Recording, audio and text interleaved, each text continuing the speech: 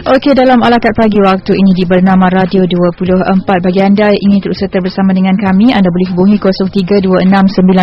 0326927939. Juga anda boleh salurkan informasi ataupun apa juga pandangan anda, pandangan yang membawa kepada topik kita pada hari ini, iaitu kita bercakap berkaitan dengan Sinar Harapan dan Kepuasan Misi Kemanusiaan Al-Iktisam Relief Program ataupun ARP. Dan untuk bercakap mengenai misi kemanusiaan ini, telah pun sedia bersama kita di sini, iaitu pengarah eksekutif Al-Iktisam Relief Program ataupun ARP, Tuan Haji Muhammad Shah Safi'i. Assalamualaikum. Waalaikumsalam warahmatullahi wabarakatuh. Terima kasih kerana sudi bersama dengan kita, Tuan Haji, untuk hari ini dalam Alakat Pagi. Baik, Tuan Haji, selain menceburi secara aktif dalam misi kemanusiaan, mungkin Tuan Haji ada aktiviti lain ataupun mungkin tugasan lain yang dilakukan? Alhamdulillah. Sebenarnya saya full time dekat Al-Iktisam Relief Program. Memang kerja sebelum masa lah. Dah berapa lama tu? Kita sebenarnya Al-Iktisam Relief Program ni baru saja lagi, antara NGO yang terbaru lah. Kita officially kita operational pada 1 Mei 2013. Ni baru kira-kira baru 7 bulan. 7 bulan, Alhamdulillah. Apa misi yang cuba dibawa oleh ARP sebenarnya? Kita ada 3 misi utama. Pertamanya kita ada panggil misi Ceria Malaysia, iaitu misi-misi program-program yang kita laksanakan di dalam negara lah. Keduanya kita ada misi Prihatin Kemboja, atau kita panggil Cambodia Care, iaitu menjurus kepada kita menyampaikan bantuan kepada umat Islam di Kemboja. Dan ketiganya adalah misi Stand Up for Gaza lah, misi asal kita. Daripada mula kita buat misi Stand Up for Gaza ni untuk kita dapat menyalurkan sumbang-sumbangan, bantuan-bantuan kecemasan dan sebagainya kepada saudara kita yang sedang menghadapi pelbagai masalah, tekanan dan peperangan di Gaza lah. Alhamdulillah. Okey, dan bercakap tentang misi Prihatin Kemboja, dan sebelum ini juga pernah kita dengar yang dilaksanakan oleh ARP sendiri. Ini misi yang keberapa ni, Tuan Haji? Misi Prihatin Kemboja yang insya-Allah kita akan bermula pada 26 bulan Februari sehingga 2 Mac. Kita misi ini kita akan misi yang keempat, dan kita ada standard program lah untuk misi-misi kita Kemboja ni, dan tetapi fokus ni ada tak mesti ada fokus utama. Kalau misi keempat ni, misi Prihatin Kemboja keempat ni, kita fokus kita adalah untuk kita menyiapkan wakaf telaga. Kita ada lebih kurang 50 buah telaga yang ditempat, yang disumbang oleh rakyat Malaysia, dan kita cuba siapkan sebelum bulan 6, iaitu bulan 6 dah start banjir lah. Dan keduanya fokus kita adalah kita panggil Ops Kutu lah. Kita memang ada buat khidmat kesihatan setiap tahun, setiap kali misi. Dan kali ini yang terakhir kita pergi pada bulan Oktober yang lepas, kita mendapati kanak-kanak ini banyak menghadapi masalah kutu. Jadi kali ini kita akan bawa pegawai kesihatan kita untuk kita dapat merawat lah lebih kurang 200-300 orang kanak-kanak ni untuk menyelesaikan masalah simple je, masalah kan. Tapi masalah kutu ni macam dah jadi epidemik dekat sana. Okey, dan bagaimana pula dengan penglibatan pihak lain, macam tadi pegawai-pegawai kesihatan? Adakah daripada mereka yang terlibat dalam sektor pendidikan juga terlibat dalam misi ARP ni? Alhamdulillah. Sebenarnya kita banyak buat collaboration, dan antara institusi yang yang rapat dengan kita lah dalam melaksanakan misi Prihatin Kemboja ni adalah UiTM. Pelajar-pelajar UiTM di bawah ICAN, dia punya jaringan komuniti dia, bersama dengan kita untuk kita melaksanakan pelbagai program di Kemboja. Dan alhamdulillah selain itu ada juga IPTA yang lain yang insyaAllah dalam masa-masa akan datang mereka akan bersama dengan kita. Okey, untuk misi Prihatin Kemboja 4 ini kan, berapa ramai agaknya sasaran untuk penyertaan yang ingin turut serta mengikuti misi ni? Standardnya kita 30 orang lah. Kalau sebab logistik. Sebab sana kita, bila kita bawa orang pergi Kemboja ni, kita nak mereka merasai kehidupan di sana. Kita akan tidur di rumah kampung bersama orang kampung, dan kita hidup dengan dia orang lah selama 5 hari 4 malam tu macam orang Kemboja. Maknanya makan pun makan makanan dia orang, masak kan, bergotong royong dengan dia orang. Sebab tu kita banyak program. Antara program misi ni adalah kita buat bantuan orang miskin, guru agama dan imam-imam. Itu standard yang kita buat. Setiap kali kita pergi, kita akan bagi bantuan bulanan kepada orang miskin ni. Jadi kita akan bawa orang ni, kita akan bawa mereka berjumpa dengan orang miskin ni sendiri, sampaikan bantuan. Sebelum kita dapat merasakan tengok macam mana kemiskinan kat sana sebenarnya. Dan yang keduanya, kita contohnya dakwah dan tarbiyah. Kita buat tarbiyah ni, kita untuk kanak-kanak dan orang dewasa. Kita ada program Tanyalah Ustaz, kita ada program tahsin solat, kita buat smart solat untuk kanak-kanak dan sebagainya. Dan selain itu kita ada buat baik-baik polis surau, masjid dan sekolah agama. Ini pun berterusan kita buat. Tengok keadaan apa keperluan surau-surau di sana lah. Sebab untuk malam-malam di surau-surau dan masjid-masjid di Kemboja ni, termasuk sekolah agama lah, memang boleh kata 100% lah dibuat oleh orang luar, orang Malaysia, orang Arab, orang Middle East dan sebagainya kan. Dan selain itu khidmat kesihatan ni kita buatlah pemeriksaan kesihatan. Yang akan datang kita buat ops kutu dan sebagainya. Dan yang antara lagi tu, kita juga akan buat lawatan. Setiap kali kita orang yang mengikut kembara kita ni, kita buat lawatan ke, sama ada kita pergi kepada Tour Slang Genocide Museum, atau kita bawa pergi ke Killing Field di Cheong Ek lah. Itu satu pengalaman yang sangat menyayat hati lah kan. Bagaimana dengan sambutan sebelum ini ada siri ketiga, kedua dan siri yang pertama. Bagaimana sambutan masyarakat di Kemboja? Alhamdulillah. Sebenarnya mereka sangat mengalu-alukan lah kan. Kalau kita pergi sana, mereka, kalau kita pergi ke satu kampung tu, seluruh kampung takkan keluar sabut kita. Bila kita turun van tu, kita akan sepanjang jalan tu, kita tak boleh berhenti depan rumah tu, sebab dah penuh dengan orang kampung, ramai sangat. Macam VIP dah ni kan. Dia macam kanak-kanak, orang dewasa, orang tua kan datang. Mereka suka nak datang tu kan, nak bersalam dengan kita kan. Untuk dia kan, ini teruja sangat. Jadi memang kita pun seronok, teruja jugalah kita kan tengok sambutan orang tu, dan beri semangat tu kita terus melaksanakan program-program ni, insya-Allah. Baik, banyak program yang dianjurkan oleh ARP sendiri dan bagaimana sekiranya ada dalam kalangan belia kita, warga negara kita ingin mendekati ataupun ingin menyertai segala program yang dianjurkan oleh ARP ni? Memangnya kita lah sangat mengalu-alukan, most welcome untuk datang bersama-sama dengan kita menyertai program misi-misi kita lah. Yang sekarang akan kita cakap misi Kemboja ni, dan mudah je maklumat tentang ni, kita boleh sama telefon kita di pejabat kita 0378461880 untuk bertanya, atau paling mudahnya masuk kat website kita. Website kita www.arp.org.my. Yang kita kena ada bayar sikit lah. Peserta ni dia kena ada bayar sikit. Kalau bulanan atau tahunan? Dia bayaran tu untuk trip tu. Macam untuk package lah. Package. Kita kenakan 1,350. Itu full package lah, daripada KLIA sampai balik KLIA balik.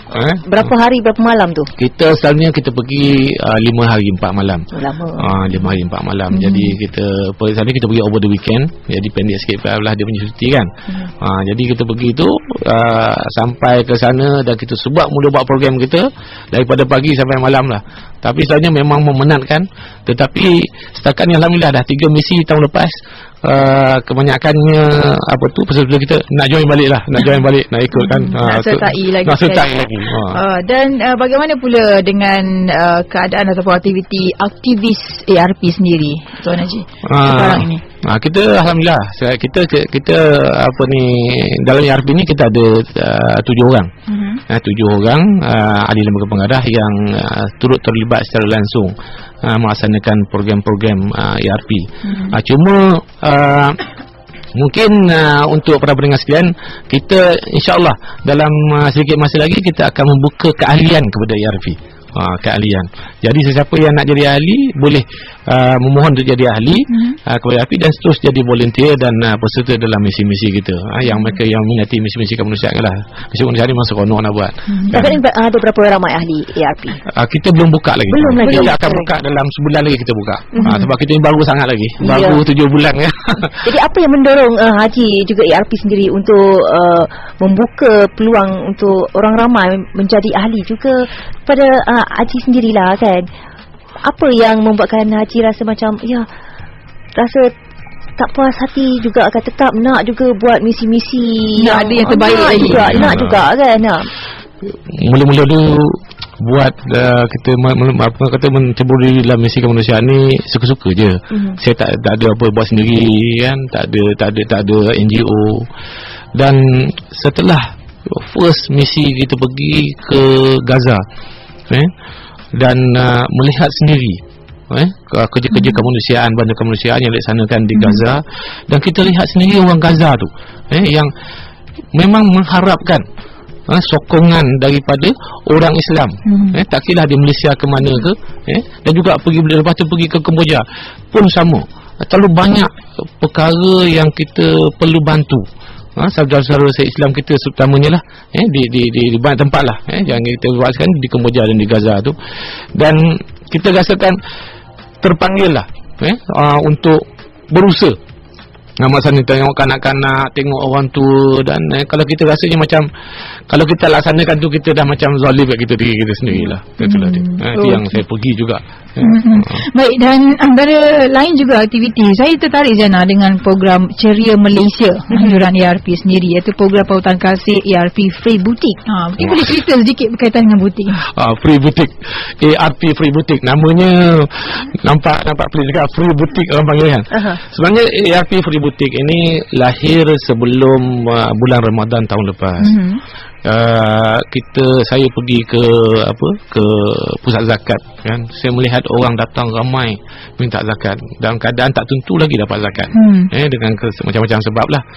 Jadi apa tak boleh kita buat sendiri, kita buat bantuan, kita dapat beri bantuan kepada mereka. Jadi terbayanglah kita satu program yang kita boleh buat, kita mendapatkan pakaian, sumbangan orang ramai, dan kita cuba sampaikan pada warga asnaf ni, orang miskin dan anak yatim ni. Jadi kita cuba buat, kita apa yang kita nak buat ni adalah orang kata nak bagi satu pengalaman shopping kepada warga miskin ini bersama keluarga. Saya rasa ramai orang miskin ni memang teringin nak pergi shopping, bawa anak-anak satu keluarga macam kita lah yang orang biasa kan. Tapi mereka tak mampu. Jadi kita bayangkan macam mana kita nak buat. Jadi kita buatlah, kita panggil ARP Free Boutique ni, ARP Free Boutique. Kenapa kita panggil butik? Kita nak buat suasana tu, kita tak mau dia rasa pergi situ tu tempat tu prestigious lah. Eksklusif sikit. Betul-betul shopping lah. Betul-betul shopping. Jadi dia pergi tu, dia rasa bangga dapat baju tu. Bukannya ini bukan baju orang tak nak, tapi bajunya cantik-cantik, ada baju baru, kita panggil baru dan hampir-hampir baru. Dan kita jemput dia orang, kita panggil orang kata pelik orang kita kan, kata membeli belah secara percuma. Jadi kita jemput dia orang ni ke butik kita sebahagian office kita jadikan tempat kedai pakaian. Dia datang, kita bagi dia voucher. Baju tu semua ada tanda harga. Dia orang datang ambil voucher tu ada 100, 150. Dengan voucher ni tiap orang boleh beli dalam 3 ke 5 helai pasang baju. Dia boleh datang, dia boleh pilih ikut fashion apa dia nak, ikut warna apa dia nak, ikut apa dia nak. Jadi puas hati. Dia ambil tu memang dia boleh beli. Dan dia dapatkan voucher tu. Dapat voucher. Jadi apa sekarang ni kita dah buat lagi satu program. Kita panggil di bawah ARP Free Boutique ni, kita panggil program pautan kasih. Pautan kasih ni kita pergi masjid ke masjid. Setiap hari Jumaat kita akan ada di sesuatu masjid. Yang baru lepas kita ada kita dah pergi masjid di Subang Airport. Kita masjid Sungai Buloh, dan pada hari Jumaat ni kita akan pergi Masjid Tun Uda Seksyen 16. Yang mana kita pergi situ, kita buka butik kita kat situ. Lepas tu kita jemput asnaf dalam masjid tersebut untuk datang membeli belah di masjid kita, insya-Allah. Gitu. Okey, dan menarik sebenarnya berkaitan dengan program yang berkolaborasi juga dengan masjid-masjid terpilih, dan itu antaranya bagaimana mereka ingin menyumbangkan pakaian untuk program ini. Itu yang senang, mudah-mudahan telefon kita lah. Telefon kita dan dan nyatakan apa nak menyumbang pakaian kata sebenarnya. Pakaian ni kita pastikan pakaian ni mesti pakaian baru atau hampir baru. Pakaian yang kita nak pakai lagi lah, bukan pakaian yang kita tak boleh nak pakai. Sebab kita nak warga Asnaf ni datang untuk ambil pakaian tu, dia rasa seronok lah nak pakai baju tu kan? Maknanya lepas ni siapa yang sebelum ni pergi beli baju tersilap saiz ke apa, boleh dah disumbangkan ya. Boleh. Program ARP ni. Yes.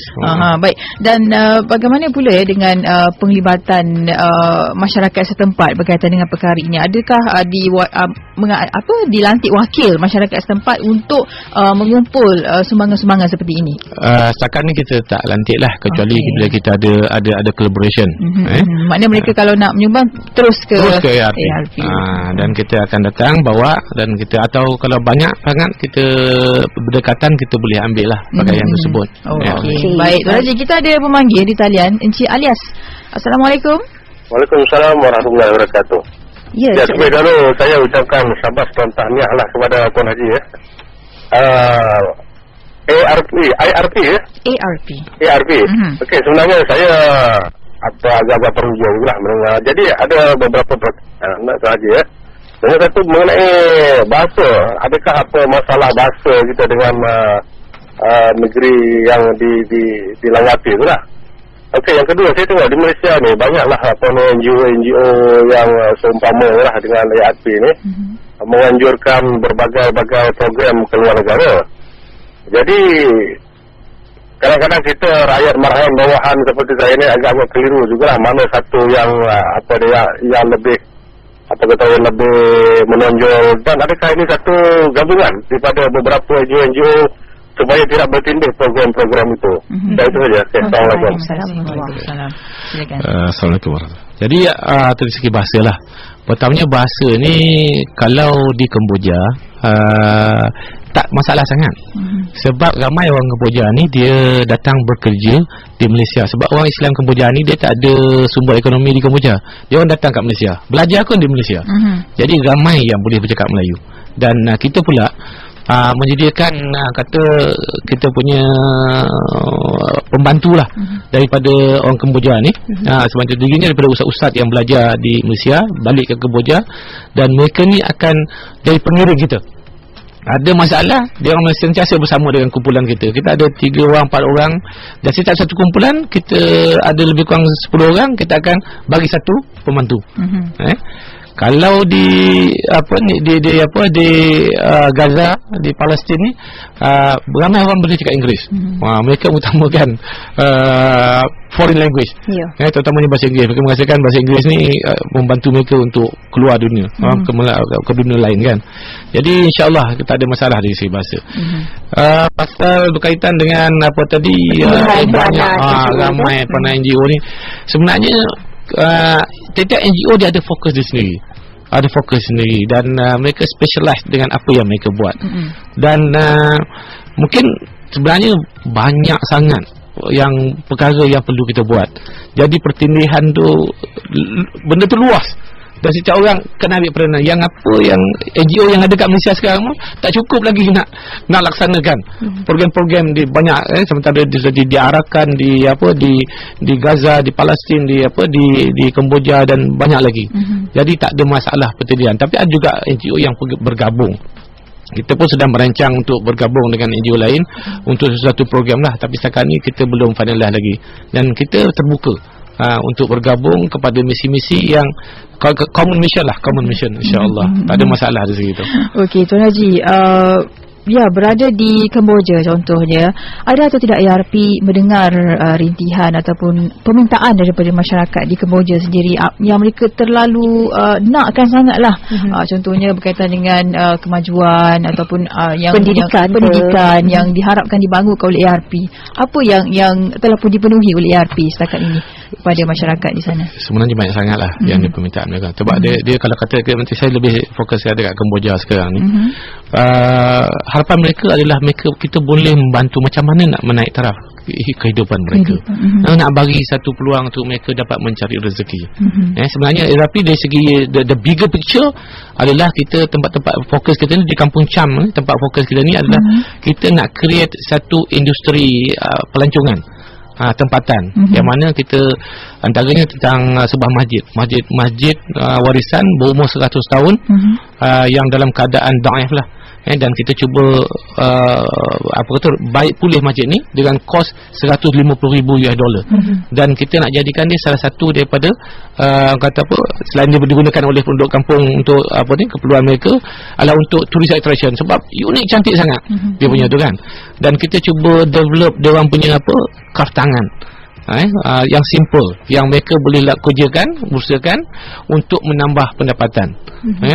Dan apa yang kita buat, kita dah apa yang kita dah achieve sekarang ni dari segi ada tiga beberapa surau yang kita dah siapkan, settlekan sekolah agama. Dan kita dapat bantu guru-guru agama dan imam-imam supaya mereka boleh berkhidmat dengan baik sebab mereka selama ni mereka tak dapat tak ada punca pendapatan. Mereka kerja tu fisabilillah. Dalam keadaan kedoang itu mereka mengajar anak-anak basic agama ni dan kalau itu yang kita boleh buat sekarang ni. Haji, mungkin Haji boleh kongsikan bersama dengan semua pendengar bernama Radio 24 kan. Bukan semua daripada kita ni pernah menjejakkan kaki di Kemboja. Berikan sedikit gambaran situasinya, keadaan di sana macam mana jika nak dibandingkan dengan negara kita Malaysia ini. Kalau saya melihat Kemboja ni lebih kurang tahun 70-an di Malaysia. 70-an. Tempat yang kita pergi ni jauh, 6 jam daripada Phnom Penh. Dan kawasan kampung tu jalan Tanah Merah. Orang kampung ni pula kira tak ada orang kampung ni ada kereta.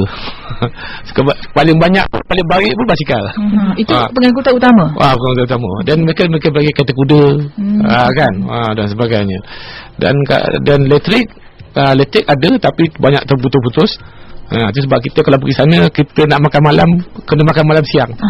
5:30 petang dah makan dah. Sebab kalau malam takut tak ada elektrik. Pipe air tak ada. Kita buat telaga.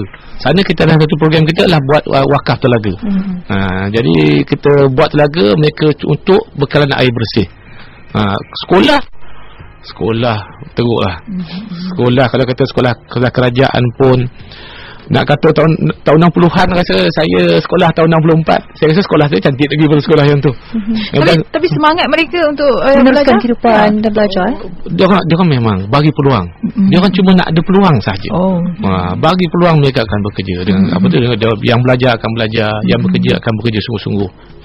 Sebab mereka tak banyak peluang. Kalau ada peluang kata nak buat Malaysia ni nak dapat kerja, mereka memang bekerja sungguh-sungguh. Kalau kat sana pun kita contohnya mereka buat kerja bersama dengan kita ni kan kita bagilah sagu hati sikit je. Kadang-kadang RM100, RM50 kan selama 5 hari. Tapi mereka nak membantu masyarakat mereka dan mereka bersama kita insya-Allah. Alhamdulillah. Okey, baik. Pak Haji, kalau ada pendengar kita ingin mendapatkan maklumat lanjut berkaitan dengan aktiviti, berkaitan dengan bagaimana cara untuk menyalurkan bantuan, bagaimana caranya dan apa mungkin nama sesawang yang boleh dikongsikan? Alright, itulah tadi. Pertamanya ke telefon kita ada di 786-1880 atau telefon saya pun boleh 012-268-9872 dan melalui web kita lah. Web kita memang sekarang ni pun kita live kat sini. Web kita pun live juga. Jadi web kita di www.arp.org.my atau like kita punya Facebook kita lah, Al-Ittisam Relief Program. Memang saya ada 2 orang saya punya social media staff. Memang kita gunakan ni, kita update, sentiasa update setiap hari insya-Allah. Okey, baik, terima kasih Tuan Haji kerana sudi bersama dengan kita dalam program Al-Akad Pagi. Semoga segala program yang dirancang dapat dilaksanakan dengan sempurna dan dapat juga memenuhi segala keperluan masyarakat setempat. Tak kira di mana sahaja mereka berada. Okey, dan kita baru saja bersama dengan Tuan Haji Muhammad Shah Syafiee, merupakan pengarah eksekutif Al-Ittisam Relief Program ARP. Sekian saja untuk Al-Akad Pagi waktu ini. Selepas ini pukul 9 pagi kita ada Dunia Niaga.